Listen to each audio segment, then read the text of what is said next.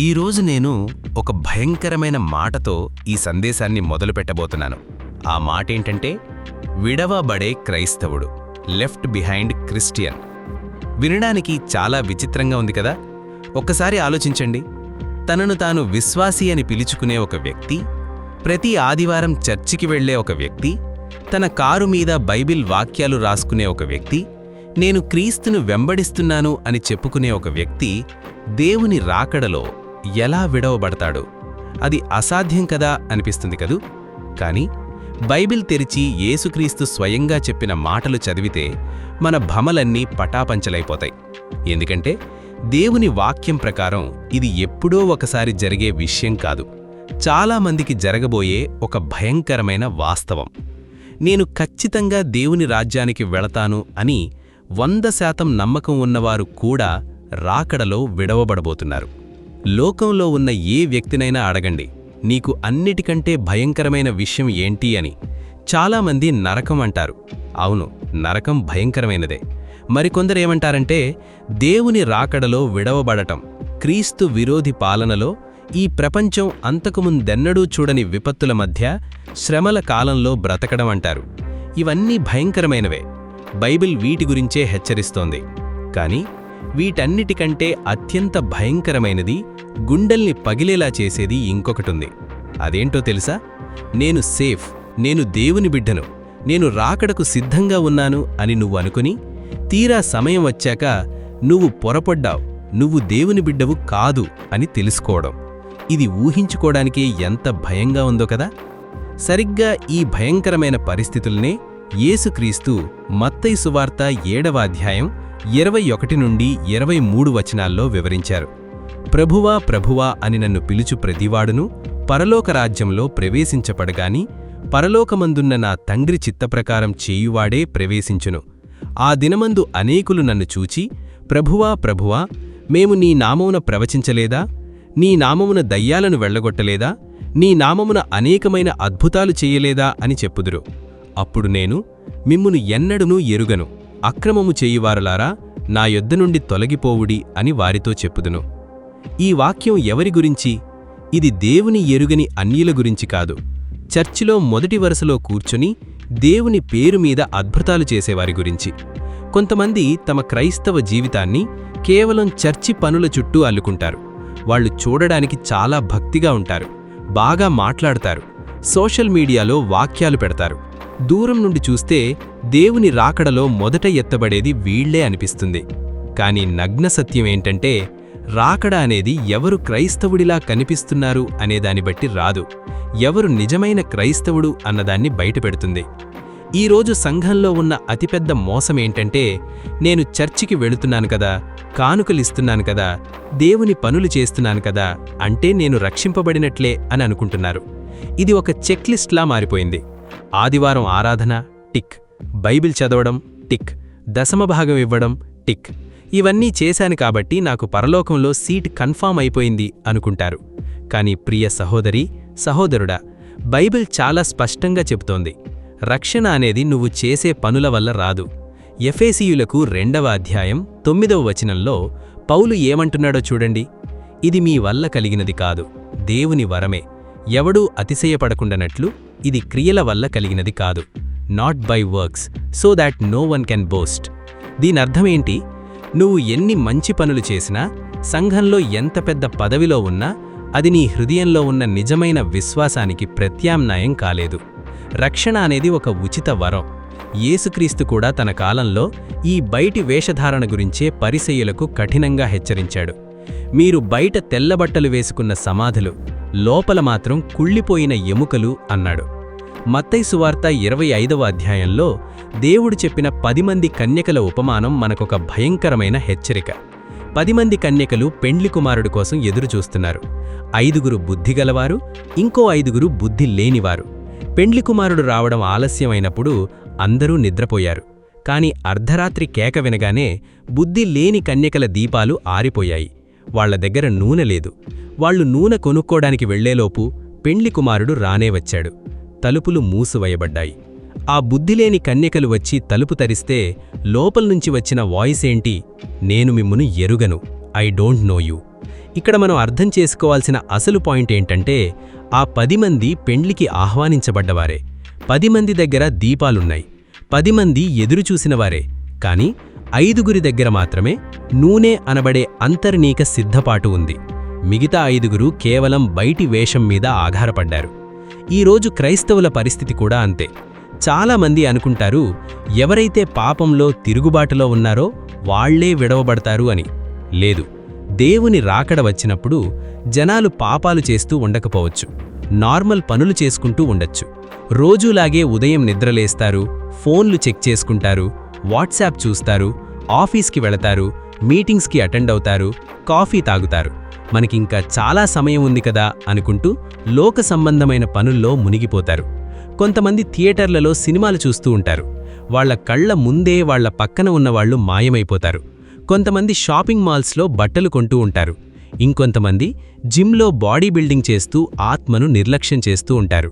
కొంతమంది డబ్బు, పదవి, కీర్తి కోసం ఆఫీసుల్లో పరుగులెడుతూ ఉంటారు. మరికొంతమంది స్నేహితులతో నవ్వుతూ ఎంజాయ్ చేస్తూ ఉంటారు. ఆ మరుక్షణం వాళ్ల జీవితం తలక్రిందులవుతుందని వాళ్లకు తెలియదు. ఇక్కడ మనం గమనించాల్సిన విషయమేంటంటే, పనులు చేసుకోవడం, కుటుంబంతో ఉండడం తప్పు కాదు. కానీ తప్పెక్కడుందంటే, ఏమాత్రం మెళకువ లేకుండా, సిద్ధపాటు లేకుండా, దేవుని భయం లేకుండా కేవలం ఈ లోకం కోసమే బ్రతకడం తప్పు. దేవుని రాకడ అనేది పాపం చేస్తున్నవాణ్ణి మాత్రమే కాదు, లోకంలో నిద్రపోతున్నవాణ్ణి కూడా ఆశ్చర్యపరుస్తుంది. అది నీ షెడ్యూల్ కోసం ఆగదు, నీకు ఇంకో ఛాన్స్ ఇవ్వదు. అనుకోని గడియలో అకస్మాత్తుగా జరుగుతుంది. ఎందుకు మనుషులు ఆశ్చర్యపోతారు? వాళ్లకు తెలియక కాదు, వాక్యం వినక కాదు.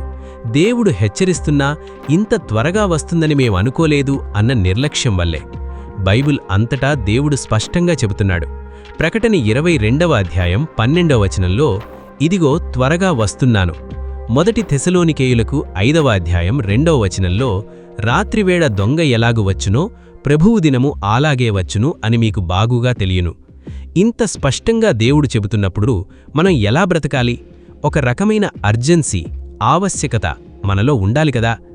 దేవుడు వచ్చినప్పుడు ఆయన నెమ్మదిగా మనకు సర్దుకోవడానికి సమయం ఇచ్చేలా రాడు. కను రెప్పపాటలో అన్నీ మారిపోతాయి. నిన్నటిదాకా నిర్లక్ష్యం చేసిన వాటిని సరిచేసుకోవడానికి అప్పుడు సమయం ఉండదు. పోస్ట్ పోన్ చేసిన ప్రార్థనలు అప్పుడు చెయ్యలేవు. కాబట్టి నా ప్రశ్నేంటంటే, ఎందుకు రేపటి కోసం ఎదురుచూస్తున్నావు? బైబిల్ ఇంత ఖచ్చితంగా సమయం లేదు అని చెబుతుంటే, ఈరోజే దేవునికి నీ జీవితాన్ని అప్పగించుకోకూడదు? చాలామంది చనిపోయే ముందు కదా పాపాలు ఒప్పుకోవాల్సింది అనుకుంటారు. కాని ఆ చివరి క్షణం నీకు వస్తుందని గ్యారంటీ ఏంటి? దేవుడు నిన్ను రేపు సిద్ధపడు అని అనలేదు, ఎల్లప్పుడూ సిద్ధంగా ఉండు, లివ్ రెడీ అని చెప్పాడు.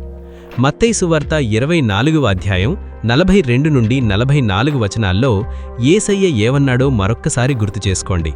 కావున ఏ దినమున మీ ప్రభువు వచ్చునో మీకు తెలియదు గనుక మెళకువగా ఉండుడి. మీరు అనుకోని గడియలో మనుష్యకుమారుడు వచ్చును గనుకనే మీరును సిద్ధముగా ఉండుడి. సహోదరీ, సహోదరుడా, దేవుడు మనల్ని లోకం వైపు చూసి ఎప్పుడు సిద్ధపడాలో లెక్కలు వేసుకోమని లెక్క చెప్పలేదు. ఆయన చెప్పిన ఒకే ఒక్క మాట, ఇప్పుడు సిద్ధంగా ఉండు. రేపు కాదు, ఈ క్షణమే సిద్ధంగా ఉండు. నువ్వు యేసుక్రీస్తు రాకడ ఎప్పుడు వస్తుందో టైం ఫిక్స్ చేయలేవు.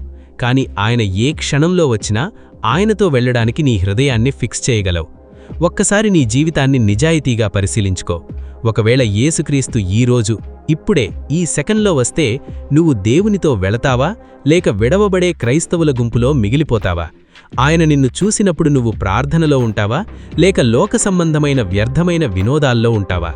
దేవుని వాక్యం కోసం సమయం కేటాయిస్తున్నావా, లేక పనికిరాని విషయాల కోసం నీ ఆయుష్ను కరిగేస్తున్నావా? ఇవి చిన్న ప్రశ్నలు కాదు, నీ నిత్యత్వాన్ని నిర్ణయించే ప్రశ్నలు. దేవుడు ఈరోజు నీతో మాట్లాడుతున్నాడు. ఒక అద్భుతం కోసం, ఒక ఫీలింగ్ కోసం వెయిట్ చేయకు. ఇప్పుడే నీ ఉన్నపాటున దేవుని దగ్గరకు రా. రేపటి వరకు ఆగావంటే ఆ రేపు నీ జీవితంలో రాకపోవచ్చు. కళ్ళు మూసుకుందాం. నీ హృదయం దేవునికి అప్పగిస్తూ నాతో పాటు ఈ ప్రార్థన చెయ్యి. ప్రభువా, నీవు త్వరగా రాబోతున్నావని నేను నమ్ముతున్నాను. ఇన్ని రోజులు నేను కేవలం పైకి మాత్రమే భక్తిగలవాడిగా కనిపిస్తూ లోపల శూన్యంగా బ్రతికాను. దయతో నన్ను క్షమించు. నీ రక్తం మాత్రమే నన్ను కడగగలదు. నా ఆత్మను ఈ లోక మాయలో నుండి బయటకు తీసుకురా. నేను విడవబడేవాడిగా కాకుండా నీ రాకడలో మొదటి వరుసలో ఎత్తబడే బిడ్డగా నన్ను సిద్ధపరచు. నీ రాకడ ఎప్పుడు వచ్చినా నీతో వచ్చేలా నన్ను ఆత్మతో నింపు. నా జీవితం నీ చేతుల్లో పెడుతున్నాను. యేసు నామంలో ప్రార్థిస్తున్నాను. ఆమేన్. నా ప్రియమైన బిడ్డలారా, ఈ మాటలు నీ హృదయాన్ని తాకి ఉంటే, ఆ దేవుని పిలుపుకు నువ్వు ఈరోజు నీ హృదయాన్ని అప్పగించి ఉంటే, వెంటనే కామెంట్స్లో నేను సిద్ధంగా ఉన్నాను ప్రభువా అని టైప్ చేయండి.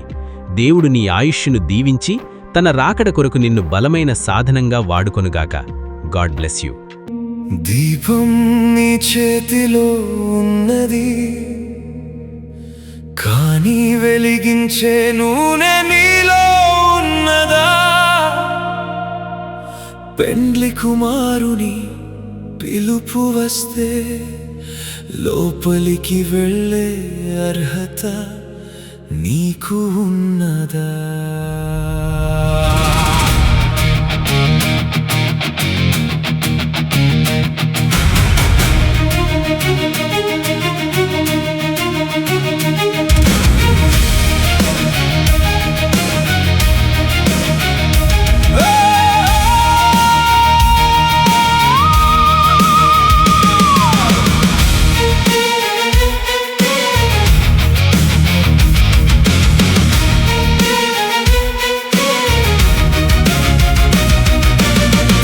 ఆదివారం గుడికి వెళ్తున్నావు, బైబిల్ చేతబట్టి భక్తిగా పాడుతున్నావు.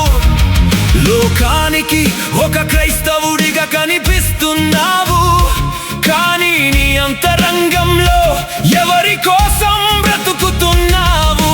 ప్రభువా ప్రభువా అన్నంత మాత్రాన రాజ్యము రాదు కదా. చెక్లిస్తో నీకు పరలోకము రాదు కదా. అకస్మాత్తుగా దూరం రోగితే, కనురెప్పపాటులో రాకడ వస్తే, విడవబడే గుంపులో నువ్వు ఉండిపోతావా? పేరుకే క్రైస్తవుడివై భూమిపై అక్రమము చేయువాడా నిన్నెరుగను అని ప్రభువంటే, ఓ ఆత్మా నువ్వు ఏమైపోతావు?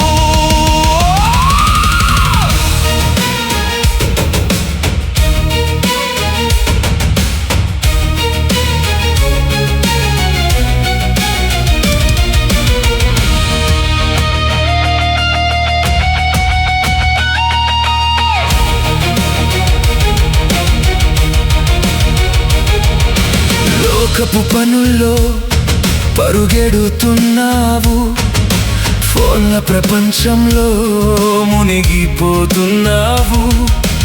ఇంకా చాలా సమయం ఉందిలే అనుకుంటున్నావు, రేపు చూసుకుందాంలే అని దాటవేస్తున్నావు.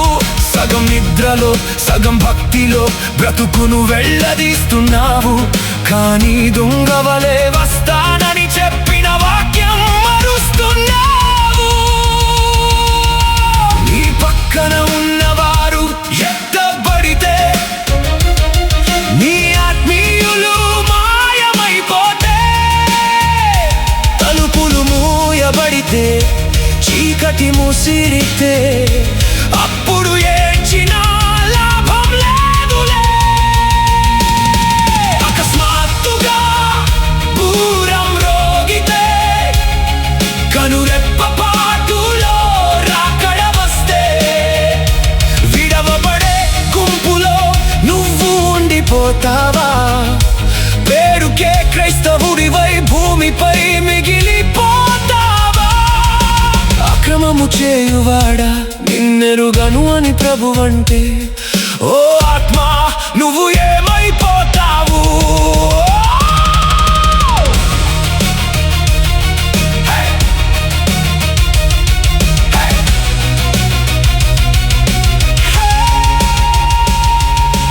సమయం లేదు, రేపటి నమ్మకం లేదు, ఈ క్షణమే నీ హృదయం దేవునికి ఇవ్వు. రక్షణను నీలోకి రానివ్వు. సిద్ధంగా ఉండు ఎల్లప్పుడూ సిద్ధంగా ఉండు.